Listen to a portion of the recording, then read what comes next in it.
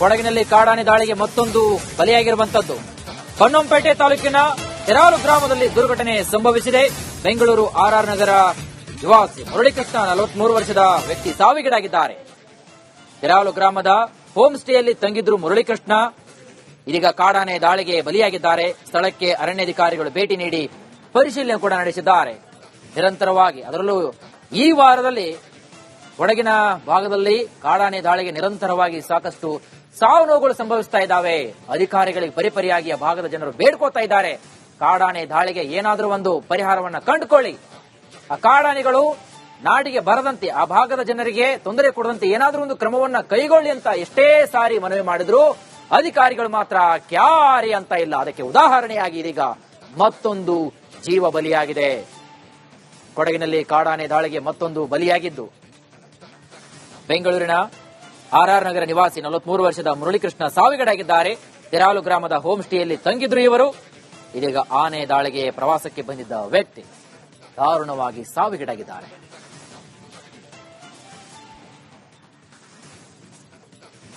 ಕೊಡಗಿನ ಭಾಗದಲ್ಲಿ ಕಾಡಾನೆ ಸದ್ಯಕ್ಕೆ ಸಾಕಷ್ಟು ಜನ ಬಲಿಯಾಗ್ತಾ ಇದ್ದಾರೆ. ಇದೇ ವಿಚಾರಕ್ಕೆ ಸಂಬಂಧಪಟ್ಟಂತೆ ಹೆಚ್ಚಿನ ಮಾಹಿತಿಯನ್ನು ಕೊಡ್ತಾರೆ ನಮ್ಮ ಪ್ರತಿನಿಧಿ ಅನುಕಾರ್ಯಪ್ಪ.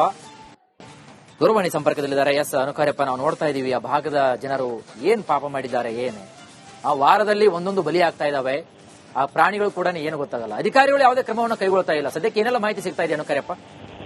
ಇಲ್ಲ, ಇದು ಪೊನ್ನಂಪೇಟೆ ತಾಲೂಕು ತೆರಾಲು ಗ್ರಾಮದಲ್ಲಿ ಆಗಿರುವಂತಹ ಘಟನೆ ಇವತ್ತು ಸಂಜೆ ಆಗಿರುವಂತದ್ದು. ಅವರು ಪ್ರವಾಸಿ ಒಬ್ರು ಮೃತಪಟ್ಟಿರುವಂತದ್ದು ಬೆಂಗಳೂರಿನ ಆರ್ಆರ್ ನಗರ ನಿವಾಸಿ ಮುರಳೀಕೃಷ್ಣನ್ ಅಂತ ಹೇಳಿ. ಅವರು ಅಲ್ಲಿ ಹೋಮ್ ಸ್ಟೇ ಅಲ್ಲಿ ತಂಗಿದ್ರು. ಹೋಮ್ ಸ್ಟೇ ಇಂದ ಸಂಜೆ ಅಲ್ಲಿ ಹೋಗಿದ್ದಾರೆ ಅಂತ ಹೇಳುವಂತದ್ದು.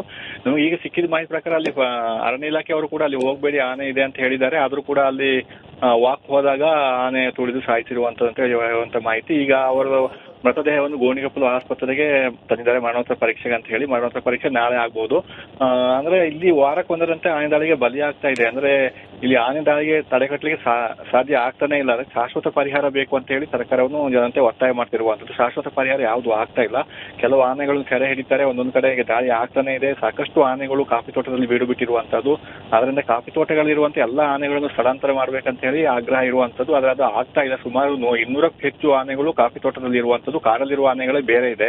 ಅದರಿಂದ ಇಲ್ಲಿ ಪ್ರತಿದಿನ ಆನೆಗಳು ದಾಳಿ ಆಗ್ತಾನೆ ಇರ್ತದೆ.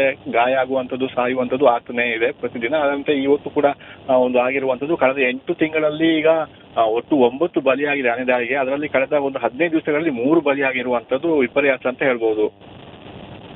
ಥ್ಯಾಂಕ್ ಯು ಅನುಕಾರ್ಯಪ್ಪ ತಮ್ಮೆಲ್ಲ ಮಾಹಿತಿಗಾಗಿ.